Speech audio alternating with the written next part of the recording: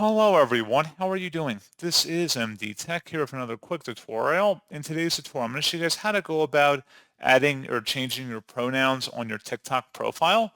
So this should hopefully be a pretty straightforward process here, guys. And without further ado, let's go ahead and jump right into it. So all you have to do is open up your TikTok account and select the profile button in the bottom right. And now that we're on our profile, you want to select the option that says Edit Profile right underneath your user handle information. And where it says Pronouns, you can click inside this field and you can enter in whatever pronouns you want to set yourself as and then select Save at the top. And that's all you have to do.